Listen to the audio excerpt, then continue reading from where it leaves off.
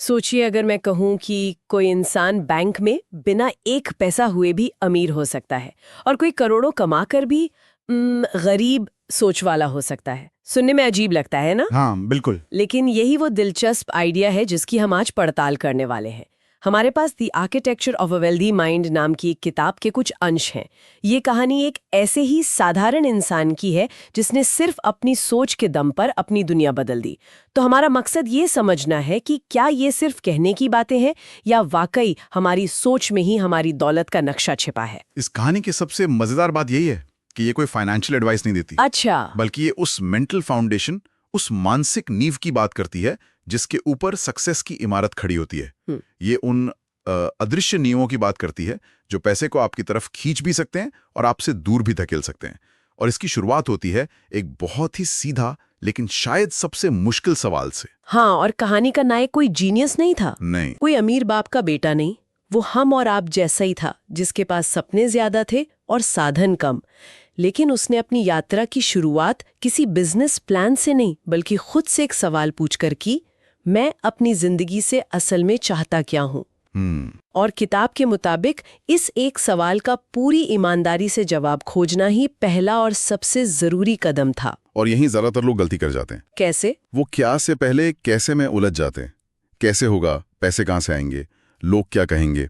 लेकिन ये कहानी बताती है कि जब तक आपका क्या मतलब आपका लक्ष्य शीशे की तरह साफ नहीं होता तब तक कैसे के रास्ते कभी नहीं खुलते। उस नायक के लिए ये सिर्फ एक चाहत नहीं थी, ये एक जुनून बन गया था, एक बर्निंग डिजायर। यहाँ चाहत और जुनून के बीच का फर्क समझना जरूरी है। हाँ, चाहत तो मुझे भी है कि मैं 6 महीने की छुट्टी पे चली जाऊं, पर मैं उसके लिए अपनी नौकरी दांव पर नहीं लगाऊंगी।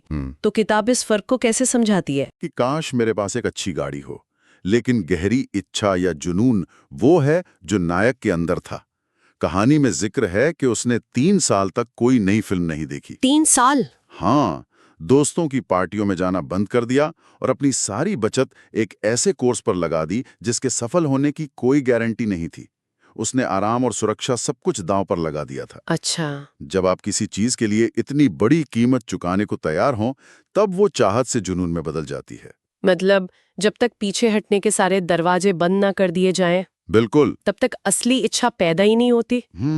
ठीक है, तो इच्छा तो पैदा हो गई, सब कुछ दांव पे लगा दिया, लेकिन इसके बाद का कदम शायद और भी मुश्किल है, खुद पर यकीन करना। सही बात है। क्योंकि जब आप सब कुछ छोड़ छाड़ कर किसी रास्ते पे निकलते हैं तो सबसे पहले आप खुद ही अपनी काबिलियत पर शक करते हैं। बिल्कुल। और ये सिर्फ पॉजिटिव थिंकिंग नहीं है। किताब में एक बहुत शक्तिशाली लाइन है, जब तक तुम खुद अपनी काबिलियत पर यकीन नहीं करोगे, दुनिया तो वैसे भी नहीं करने वाली।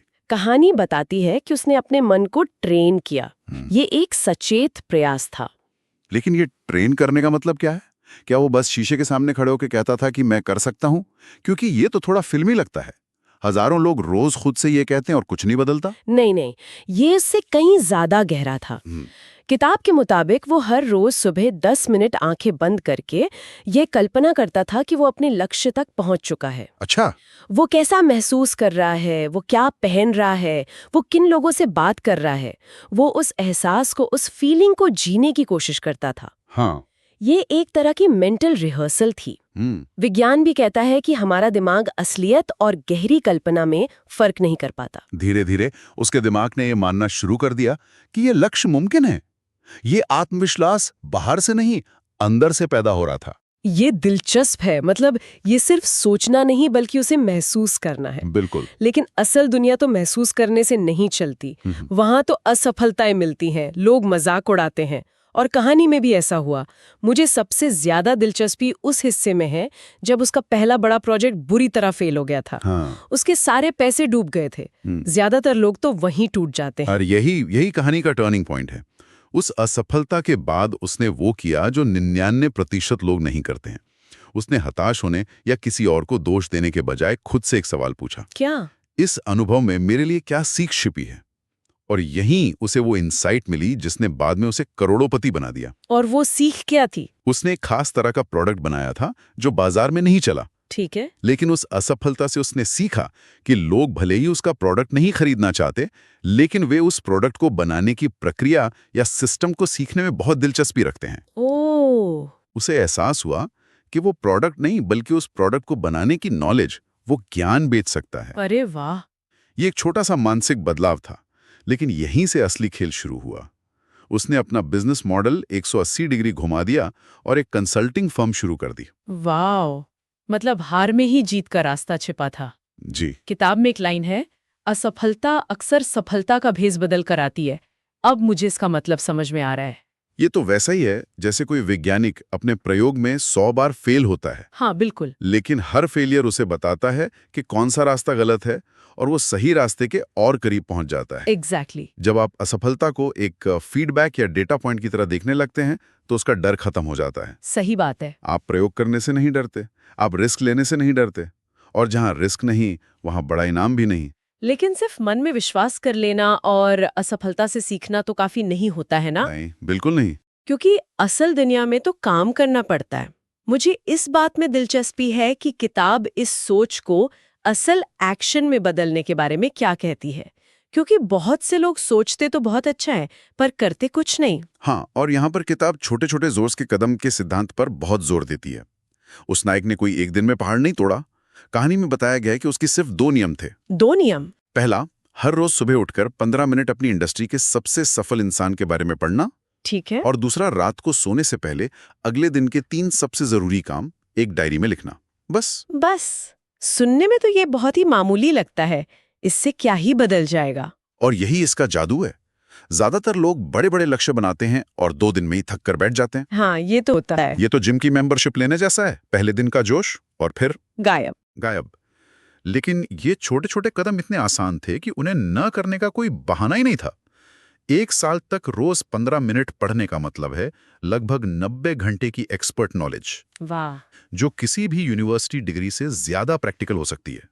और रोज 3 जरूरी काम लिखने से उसका फोकस कभी नहीं भटका।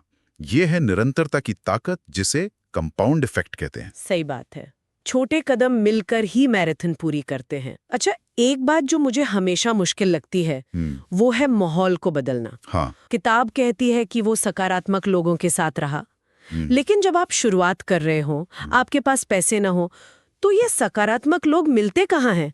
आपके पुराने दोस्त तो शायद आप पर हंस रहे होते हैं। हाँ। क्या इस पर कोई प्रैक्टिकल सलाह दी गई है? हाँ, और ये सलाह बहुत ही व्यावहारिक है। किताब कहती है कि शुरुआत में सकारात्मक लोग ढूंढने से ज्यादा जरूरी है नकारात्मकता को अपनी जिंदगी से हटाना। अच्छा। नायक ने कोई नई दोस्त मंडली नहीं बनाई, उसने बस 3 चीजें की। उसने नेगेटिव न्यूज देखना और पढ़ना बंद कर दिया। उसने सोशल मीडिया पर उन सभी लोगों को अनफॉलो कर दिया जो हर बात पर शिकायत करते थे। और उसने अपने सफर में लोगों से सलाह देना बंद कर दिया, खासकर उन लोगों से जो खुद उस रास्ते पर कभी चले ही नहीं थे। तो मतलब माहौल बदलने का मतलब लोगों को बदलना नहीं, बल्कि अपने इनपुट्स को बदलना है। हाँ। आप क्या देख रहे हैं, क्या सुन रहे हैं, क्या पढ़ रहे हैं। एग्जैक्टली। उसने लोगों से दोस्ती तोड़ने के बजाय अपनी ऊर्जा को बचाना सीख लिया। और जब वो थोड़ा आगे बढ़ा तो उसने अपनी इंडस्ट्री के सेमिनार और वर्कशॉप में जाना शुरू किया। वहां उसे अपने जैसे सोच वाले लोग मिले। अच्छा, तो मतलब माहौल अपने आप तब बदलता है जब आप खुद को बदलने लगते हैं। बिल्कुल। और इसी से जुड़ी एक और आदत थी जो उसने अपनाई, बहाने बनाना छोड़ देना। किताब में एक लाइन है, बहाने वो कीले हैं जिनसे इंसान अपनी असफलता का ताबूत बनाता है। ये बहुत गहरी बात है। मेरी किस्मत खराब है, मेरे पास समय नहीं है, मेरे पास पैसा नहीं था। हाँ, ये सब बहाने हैं। जिस पल आप बहाने बनाना छोड़ते हैं, आप अपने जीवन की 100% जिम्मेदारी ले लेते हैं। तब आप ये स्वीकार करते हैं कि आपके नतीजे आपकी परिस्थितियों पर नहीं, आपके फैसलों पर निर्भर करते हैं। जब कोई बहाने बनाना बंद कर देता है तो उसका दिमाग समस्याओं से हटकर समाधान खोजने में लग जाता है। ये एक बहुत बड़ा मानसिक स्विच है। तो अगर मैं इन सब बातों को जोड़कर देखूं, एक गहरी इच्छा से शुरुआत हुई, फिर खुद पर यकीन करने के लिए दिमाग को ट्रेन किया। हाँ। असफलता को एक शिक्षक की तरह देखा, रोज छोटे छोटे एक्शन लिए और अपने माहौल और अपनी सोच की पूरी जिम्मेदारी ली। धीरे धीरे उसकी पूरी मानसिकता ही बदल गई होगी। और यही कहानी का सार छिपा है। एक पॉइंट के बाद वो पैसे के पीछे भाग ही नहीं रहा था। अच्छा। उसका पूरा ध्यान सही सोच और सही काम पर था। उसे प्रक्रिया में मजा आने लगा था। और जब ऐसा होता है तो पैसा एक बाय प्रोडक्ट, एक सह उत्पाद के रूप में आपके पास आने लगता है। क्योंकि आप बाजार को वो वैल्यू दे रहे होते हैं जिसकी उसे जरूरत है। ज्यादातर लोग पैसे को मंजिल मान के उसके पीछे भागते हैं। हाँ। जबकि पैसा मंजिल नहीं, सफर का एक नतीजा है। तो मतलब पूरी कहानी में पैसा कमाने का कोई सीक्रेट है ही नहीं। नहीं है। The secret is to stop chasing money. असली दौलत वो मानसिकता है, वो आर्किटेक्चर ऑफ द माइंड है जो उसने इस पूरे सफर में बनाया। किताब अमीर होने की परिभाषा ही बदल देती है। अमीर वो नहीं जिसके पास बहुत पैसा है, अमीर वो है जिसके पास एक ऐसी सोच है जो पैसा बना भी सकती है और अगर चला जाए तो दोबारा खड़ा करने का हौसला भी रखती है। सही बात है। बिना इस सोच के मिली हुई दौलत, जैसे लॉटरी, अक्सर टिकती नहीं है। तो इस पूरी बातचीत का निचोड़ बहुत साफ है। दौलत की इमारत बनाने से पहले दिमाग के अंदर उसकी नींव, उसका नक्शा तैयार करने पड़ता है। बिल्कुल। ये यात्रा बाहर की दुनिया से ज्यादा अंदर की दुनिया में होती है। एक सवाल से शुरू होकर ये विश्वास, धैर्य और सही कामों से होते हुए एक पूरी तरह से बदली हुई जिंदगी तक पहुंचती है।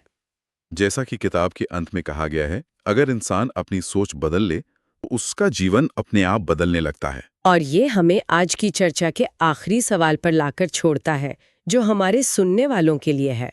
अगर अमीर और सफल होना वाकई सोच की इस वास्तुकला का ही खेल है, तो आज रात सोने से पहले कोई अपनी सोच की कौन सी एक ईंट, चाहे वो कोई डर हो, कोई बहाना हो या कोई शक, उसे बदलकर एक नई और मजबूत नींव की शुरुआत कर सकता है।